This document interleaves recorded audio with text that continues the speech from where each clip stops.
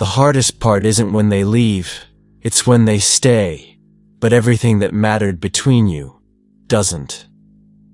There's a kind of pain that doesn't come from endings. It comes from something quieter, more gradual. It's the pain of watching someone you're still in a relationship with become emotionally unreachable. They haven't left. They haven't betrayed you. They haven't even stopped saying the words. But somewhere along the way, the presence that used to make those words mean something has faded. And what you're left with isn't a breakup. It's the slow, silent collapse of a bond that no longer functions the way it was built to. This is where relationship psychology becomes uncomfortably precise. Because the mind wants to focus on the person, what they did, what they didn't do, whether they still care. But the real story lives in the behavioral patterns, in the absence that repeats, in the emotional distance that grows without explanation, in the attachment dynamics that shift from secure to uncertain, from closeness to withdrawal, from mutual investment to one-sided effort. These patterns don't lie. They don't perform. They simply reveal what's happening beneath the surface, long before either person is ready to name it. What makes this process so difficult to navigate is that absence doesn't look like damage. It looks like nothing. A missed text. A conversation that dies early. A plan that gets postponed and never rescheduled. On their own, these moments feel insignificant. But when they accumulate, when they form a rhythm, they stop being coincidence and start being evidence. Evidence that someone's emotional behavior has changed. That their level of presence has shifted. That the psychological dynamics holding the relationship together are no longer balanced. And once that imbalance becomes visible, it's nearly impossible to unsee. The truth is, most people don't recognize emotional withdrawal as it's happening. They feel it, in the pit of their stomach, in the silence that stretches too long, in the growing sense that they're the only ones still trying. But they don't always know how to name it. So they wait. They rationalize. They adjust their expectations. They convince themselves it's temporary. And in doing so, they allow the absence to settle in, to become the new normal, until one day they realize the person didn't leave, but the connection did. And the pain of that realization, the grief of losing not the person, but the bond itself, is what absence actually costs. It's not loud, it's not dramatic, but it cuts deeper than any argument ever could. There's a specific moment in the erosion of a relationship when the silence becomes more present than the person ever was. It doesn't announce itself. It doesn't arrive with raised voices or slammed doors. It settles in quietly, like dust on something once cared for. The absence doesn't scream. It hums. And that hum, over time, becomes unbearable. What used to be filled with presence, even conflict, now sits empty. The space where someone existed begins to feel heavier than the weight of any fight. This is not about missing them. This is about noticing the shape of what's no longer there. Arguments, no matter how painful, carry a form of emotional investment. They signal that something still matters enough to defend, to react to resist. But absence operates differently. It requires nothing. It gives nothing. It simply removes itself from the exchange. And in that removal, a strange clarity begins to form. The person across from you may still be physically present, responding occasionally, nodding, existing in proximity. But the emotional thread that once connected you has gone slack. Relationship psychology teaches us that conflict, while exhausting, often reflects attachment. Silence, especially when prolonged, reflects detachment. The mind begins to register this shift before the heart fully accepts it. Small behavioral patterns start to surface. Texts that used to arrive without prompting now need to be requested. Plans that once felt mutual now feel one-sided.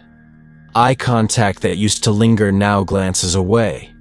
These are not isolated incidents. They are micro-confirmations of a larger withdrawal. The absence isn't just about time or attention. It's about the quiet dismantling of emotional presence. And unlike an argument, which can be addressed, analyzed, or resolved, absence offers nothing to hold on to.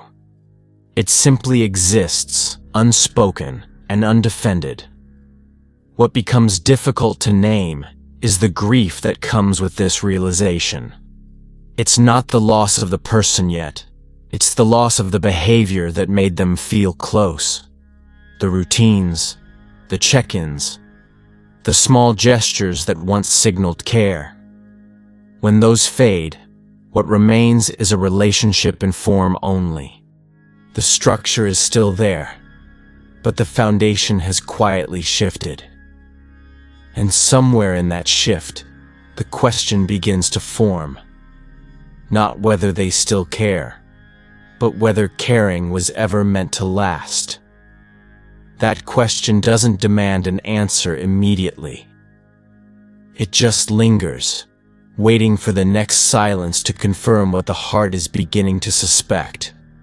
Silence, when it first appears, feels manageable. It can be explained away as stress, distraction, or the natural ebb and flow of daily life. But silence doesn't stay still. It accumulates. Day by day, conversation by conversation, it begins to fill the spaces where connection used to exist. What was once a brief lull becomes a sustained pattern. The gaps grow longer. The responses grow shorter. And slowly, without ceremony, silence becomes the primary language of the relationship. This is where emotional behavior starts to tell a story that words no longer can. The absence of communication isn't just a lack of talking. It's the withdrawal of emotional presence. At first, the mind tries to compensate. It fills in the blanks. It assumes good intent. It convinces itself that the other person is simply overwhelmed, tired, or going through something temporary. But attachment patterns don't operate on assumptions. They operate on consistency. And when consistency fades, the nervous system begins to register threat. Not the kind that comes from danger, but the kind that comes from uncertainty. The brain starts scanning for reassurance and finds less of it each time. Texts go unanswered for hours, then days. Conversations that used to flow naturally now require effort to sustain. The emotional exchange that once felt effortless now feels like pulling weight uphill. This accumulation doesn't happen in a single moment. It's gradual, almost imperceptible at first. But over weeks, sometimes months, the silence stacks. It builds a wall between two people who may still share the same space, but no longer share the same emotional rhythm.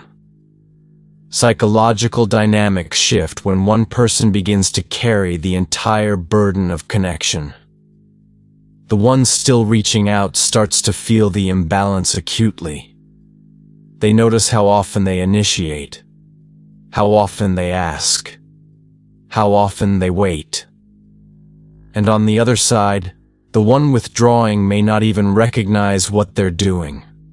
To them, the silence may feel like relief. To the other, it feels like abandonment. What becomes clear, eventually, is that silence isn't neutral. It's a form of communication in itself. It says, "I'm not here in the way I used to be." And while that message is never spoken aloud, It's felt in every unreturned call, every delayed response, every conversation that dies before it begins. The relationship doesn't collapse all at once. It empties out slowly, one silence at a time. And by the time both people notice, the emotional distance has already settled in like a second skin. What remains isn't anger or resentment yet. It's just the quiet awareness that something fundamental has shifted, and neither person is sure how to name it. The early gaps don't feel threatening. They feel like nothing. A missed text here, a postponed conversation there, a moment where someone used to ask how your day went, and now they don't. These are not emergencies. They're small behavioral shifts that the mind initially dismisses as irrelevant. But unease doesn't come from catastrophe. It comes from inconsistency. The brain is wired to detect patterns, and when a pattern that once provided stability begins to fracture, even slightly, it registers as dissonance. This is where relationship dynamics begin to show their first cracks, long before anyone is willing to call them damage. In the beginning, these gaps are easy to rationalize. Maybe they're busy. Maybe they're distracted. Maybe it's just a phase. And often, it is temporary. Life ebbs and flows, and so does attention. But when the gaps start to repeat, when they begin to form a rhythm of their own, the unease deepens. It's not panic yet. It's not fear. It's just a low-level discomfort that sits in the background, unnamed and unacknowledged.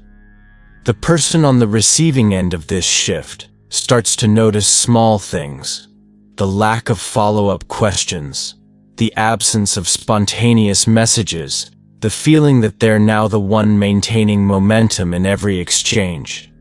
This stage is critical because it's where emotional withdrawal begins to take root without being identified.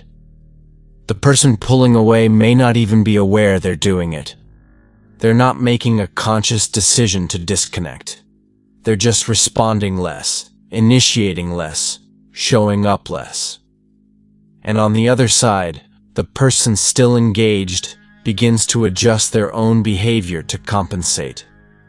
They ask more questions. They initiate more often. They try to fill the gaps with their own energy. But this effort, while well-intentioned, often masks the real issue. The imbalance is growing, and one person is now doing the relational work of two. What makes this phase so difficult to address is that nothing dramatic has happened yet. There's no fight to point to, no betrayal, no clear moment of rupture, just a series of small absences that, when added together, start to feel like something more. The unease lives in the space between what used to happen and what's happening now. It's the difference between a partner who used to check in without being asked and one who now needs to be reminded. Between someone who used to engage fully and someone who now responds with half presence. The concern hasn't arrived yet, but the ground is shifting. And somewhere beneath the surface, both people can feel it, even if neither one knows how to say it out loud. There comes a point where the ache stops being about them and starts being about what existed between you. It's a subtle but devastating shift.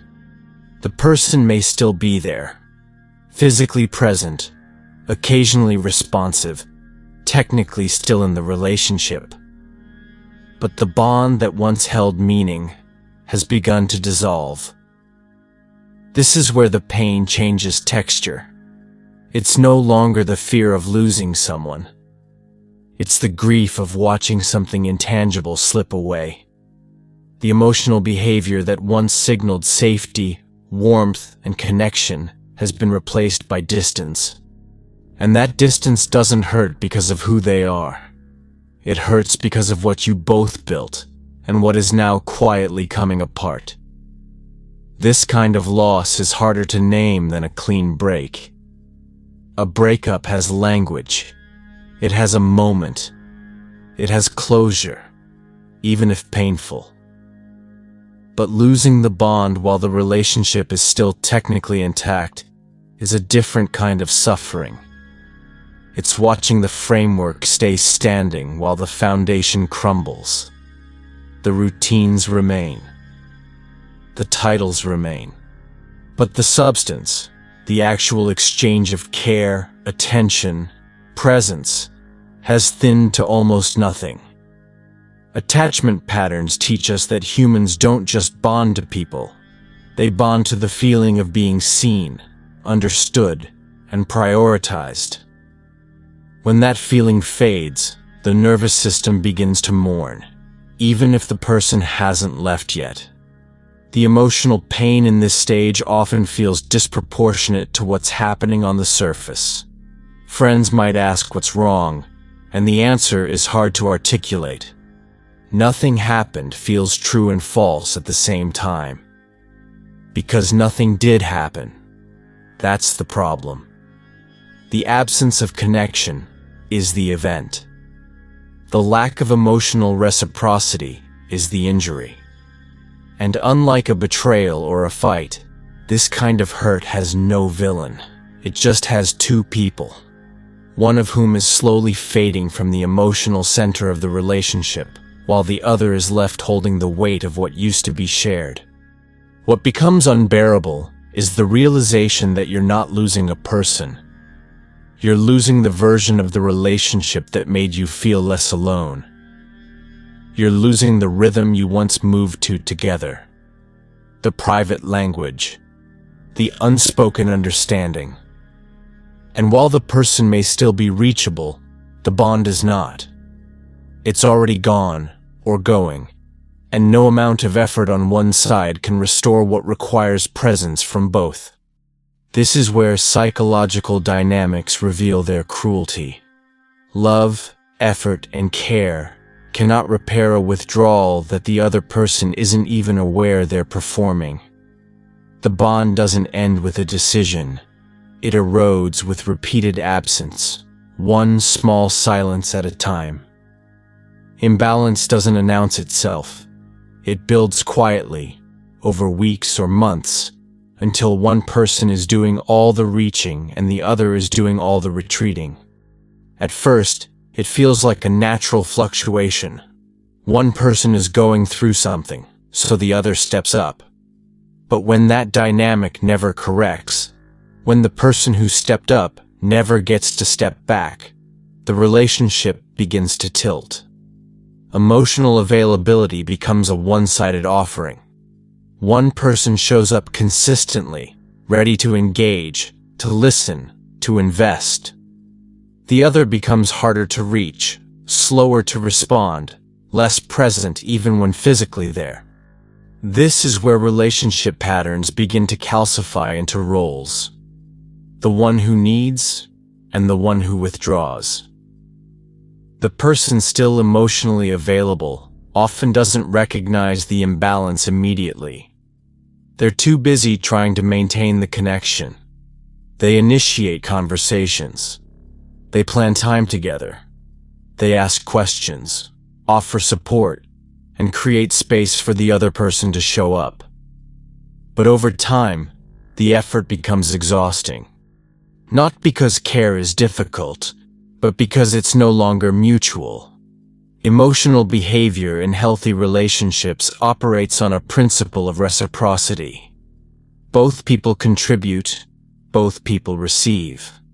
When one person is perpetually giving, and the other is perpetually absent, the exchange collapses. What remains is a dynamic where one person's needs go consistently unmet, while the other's distance goes unchallenged. On the other side, the person withdrawing may not consciously recognize what they're doing. They may feel overwhelmed, disconnected, or simply uninspired to engage. Emotional distance can feel like self-preservation to the one creating it, even as it feels like rejection to the one experiencing it. This is where psychological dynamics become complicated. both people can be suffering, but in completely different ways. One suffers from too much feeling. The other suffers from not feeling enough. And because neither can access the other's internal experience, the gap widens. The person still trying begins to feel invisible. The person pulling away begins to feel pressured, and the relationship enters a state of silent gridlock. What makes this imbalance so corrosive is that it doesn't just affect the present, it reshapes how both people see the relationship's future. The one still showing up begins to question whether they matter, whether their presence is valued, whether their emotional investment will ever be matched. Meanwhile, the one withdrawing may start to feel guilt, resentment, or a vague sense of suffocation, even if they can't articulate why. The dynamic becomes self-reinforcing. The more one person reaches, the more the other retreats. And eventually, both people are trapped in a loop neither of them designed, but neither knows how to escape. The bond doesn't break from lack of love, it breaks from lack of balance. Confusion enters when the relationship no longer behaves the way it used to. The rituals that once felt automatic, morning texts, evening check-ins, weekend plans made without negotiation, begin to fade without explanation. There's no announcement. No conversation where someone says, "I'm pulling back now." The closeness just thins. And because there's no clear reason, the mind scrambles to make sense of it. It searches for external causes, work stress, family issues, temporary fatigue. Anything that can explain why the emotional rhythm has changed.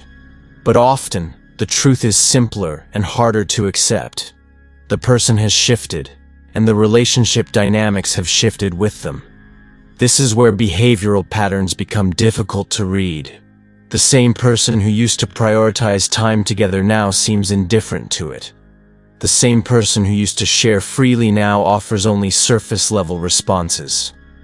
The same person who used to initiate affection now waits to be approached, if they respond at all. And the confusion deepens, because nothing overtly wrong has occurred. There's no fight to reference, no betrayal to point to. Just a slow, quiet disappearance of the behaviors that used to signal care. The person still showing up is left trying to decode what changed, why it changed, and whether it's permanent. What amplifies the confusion is that the person withdrawing often continues to perform relationship maintenance in selective ways. They might still say, "I love you" out of habit. They might still show up to planned events. They might still respond when directly asked a question. But the spontaneity is gone. The warmth is gone. The emotional presence that made those actions feel meaningful has been replaced by something mechanical. And this creates cognitive dissonance. How can someone say they care while behaving like they don't? How can they be physically present but emotionally absent? The mind tries to reconcile these contradictions and often fails, leaving only a low-grade anxiety that something essential has been lost. The confusion also breeds self-doubt. The person still invested begins to wonder if they're overreacting, if they're imagining the distance, if they're being too needy or too demanding. They replay conversations, looking for proof that things are fine. They rationalize the gaps. They tell themselves it's temporary. But beneath that rationalization is a growing awareness that the closeness they once relied on is no longer accessible. And that awareness, when it finally surfaces, doesn't bring relief. It brings a quiet, uncomfortable clarity. The patterns have changed. The person has changed. And no amount of wishing will bring back what has already started to slip away. When distance first becomes noticeable, the instinct is to explain it away, to frame it as circumstantial, To believe that once the stressful project ends, once the busy season passes, once things calm down, the connection will return to what it was. This is a protective mechanism. The mind resists the idea that the distance might be relational rather than situational, because relational distance implies something far more difficult to fix. So the narrative becomes, they're just going through something. They're just overwhelmed. They're just temporarily unavailable. And for a while, that narrative holds. It provides comfort. It offers hope. It keeps the person still invested from confronting a harder truth. But distance that is truly temporary doesn't require normalization. It resolves on its own. The person who was stressed re-engages. The one who was distant reaches back out. The rhythm restores itself naturally because both people still want the connection. When distance requires constant rationalization, when it needs to be explained and re-explained, it's no longer situational, it's behavioral. Relationship psychology shows that sustained emotional withdrawal, even when justified by external circumstances, reflects an internal shift. The person pulling away may genuinely be overwhelmed, but if that overwhelm consistently results in deprioritizing the relationship, the pattern itself becomes the problem, not the circumstances around it. The person still trying often becomes complicit in this normalization. They start making excuses on behalf of the other person. They lower their expectations to avoid disappointment. They stop asking for what they need because it feels like adding pressure. They convince themselves that patience is the answer, that understanding is enough, that waiting it out will eventually restore what's been lost. And in doing so, they begin to accept a version of the relationship that no longer serves them. Emotional needs go unmet. Emotional behavior goes unaddressed. And the distance, once framed as temporary, quietly becomes permanent. What eventually breaks this cycle is the realization that the distance isn't ending. It's just being tolerated. That the situational explanation no longer matches the duration of the withdrawal. That the person who was supposed to come back emotionally hasn't, and may not. This is when the protective narrative starts to collapse. Not with anger, but with a slow, aching clarity. The relationship hasn't been going through a rough patch. It's been operating in a state of emotional scarcity for so long that scarcity has become the norm. And once that becomes visible, the question is no longer whether the distance is temporary. It's whether staying in it is still worth the cost. There's a moment when the mind stops making excuses and starts seeing the pattern. It's not a dramatic realization. It's quiet, almost clinical. The same behaviors that were once dismissed as coincidence or bad timing now reveal themselves as consistent. The late replies, the canceled plans, the lack of follow-through. The emotional unavailability that was supposed to be temporary, but has stretched across weeks, then months. The pattern becomes undeniable. And with that recognition comes a shift in how the relationship is understood. This isn't someone occasionally distracted. This is someone who has fundamentally altered their level of investment. Behavioral patterns don't lie. They repeat until they're either addressed or accepted. This is where relationship dynamics stop being ambiguous and start being measurable. The person still engaged begins to track, not obsessively, but out of necessity. How many times did I reach out this week versus how many times they did? How many plans did I initiate versus how many they suggested? How often do I feel seen versus how often do I feel like background noise? The answers to these questions aren't subjective. They're observable. And when the pattern is this one-sided, it becomes impossible to ignore. Psychological dynamics teach us that sustained patterns reflect intent, even when that intent is unconscious. A person who repeatedly chooses distance is making a choice, whether they acknowledge it or not. What makes this recognition painful is that it removes the buffer of hope. When absence felt random, there was still room to believe it would change. But when absence reveals itself as structured, as habitual, the narrative shifts. This isn't a phase. This is how they operate now. This is the version of the relationship they're willing to maintain. And the person on the receiving end of that pattern has to decide whether they can live in a dynamic where their presence is optional, their needs are secondary, and their emotional investment is not being matched. The clarity doesn't make the choice easier. It just makes the choice visible. The pattern also exposes something deeper, an erosion of respect.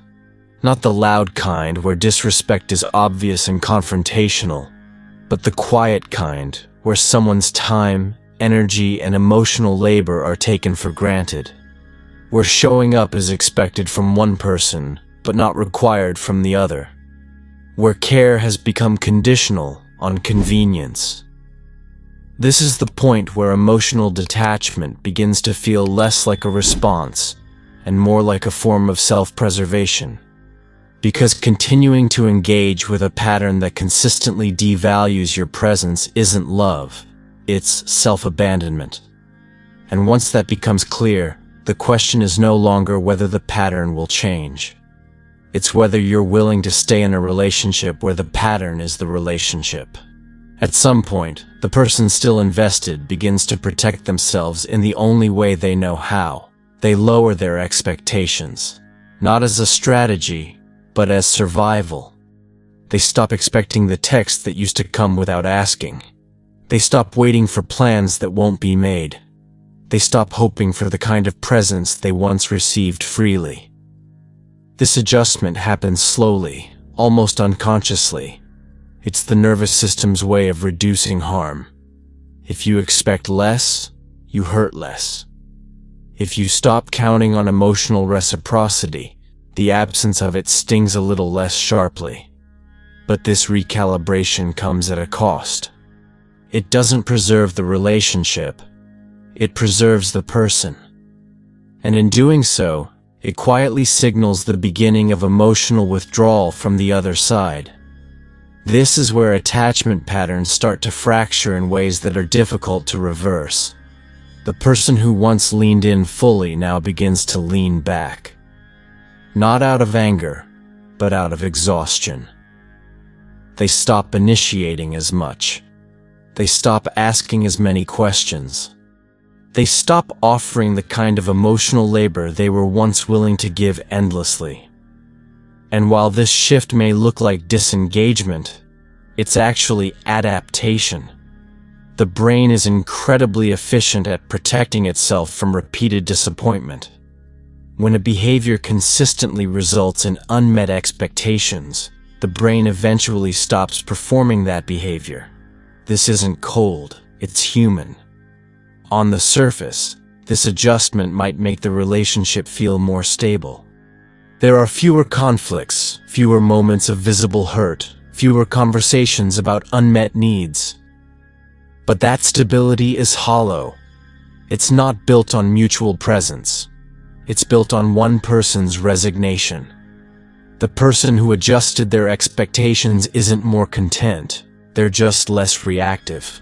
They've learned to survive in a dynamic that no longer nourishes them. And this creates a dangerous illusion for the person who withdrew. They may believe things have improved, that the tension has eased, that the relationship is fine now. But what actually happened is that the other person stopped asking for what they need. They didn't stop needing it. They just stopped believing it would be given. What becomes clear over time is that adjusting expectations doesn't fix the imbalance. It just makes it easier to live with. and that ease is deceptive. Because beneath the surface, resentment begins to form. Not the loud, explosive kind, but the quiet, accumulating kind. The kind that builds every time a need goes unspoken because speaking it feels pointless. Every time care is offered and not returned. Every time the relationship functions only because one person has stopped requiring it to function well. This is where emotional distance becomes mutual, even if it started one-sided. And the bond that once held two people together begins to feel more like a habit than a choice. The relationship persists, but the connection inside it has already started to collapse. Eventually, clarity arrives, not with fanfare, not with a final argument or a moment of betrayal, just a quiet internal knowing that what used to exist between two people no longer does. The exchange that once felt natural, care, attention, presence, emotional investment, has stopped flowing. One person may still be giving, but the return has dried up. And when that imbalance becomes undeniable, when it can no longer be explained away or waited out, the mind reaches a conclusion it's been avoiding for weeks, maybe months. This isn't a relationship in the way it used to be. It's a structure, a routine, a title. But the substance, the thing that made it matter, is gone. This clarity doesn't come from thinking. It comes from feeling. The body registers it first. The heaviness that sets in when their name appears on the screen. The lack of excitement when plans are made. The absence of comfort in their presence. These are not intellectual assessments. They're visceral truths. Psychological dynamics teach us that the nervous system knows long before the conscious mind is ready to admit it. And when the gap between what you're receiving and what you need becomes wide enough, the system stops trying to bridge it. It simply accepts that the bond is no longer intact, that what's being exchanged now is performance, not connection. What makes this stage so isolating is that the clarity is often one-sided. The person who's been carrying the emotional weight of the relationship sees it, feels it, knows it. But the person who withdrew may not. They may still believe everything is fine, or fine enough. They may not notice the absence of depth because they've grown comfortable in the shallowness. And this creates a strange, painful asymmetry. One person mourning the loss of a bond, while the other remains unaware that anything has been lost. The relationship continues to exist in name, but the two people inside it are no longer living the same experience. This is the point where a decision begins to form, even if it isn't spoken yet.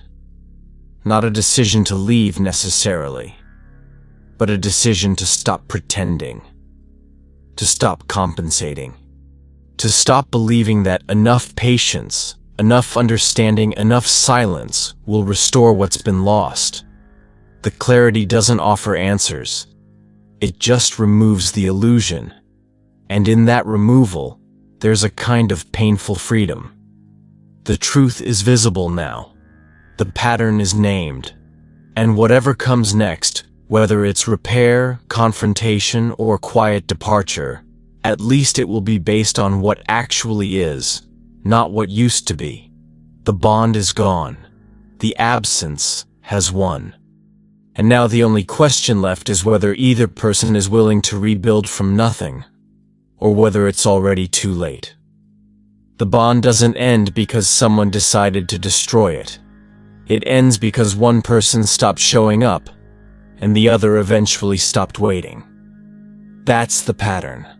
That's what absence does. It doesn't announce itself. It doesn't apologize.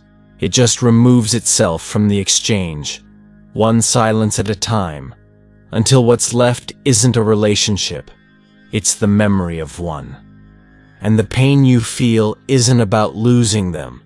It's about realizing that the version of the relationship you were holding on to no longer exists.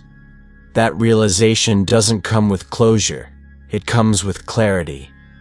And clarity, uncomfortable as it is the only thing that lets you see what's actually in front of you. You can't fix withdrawal that the other person isn't aware they're performing.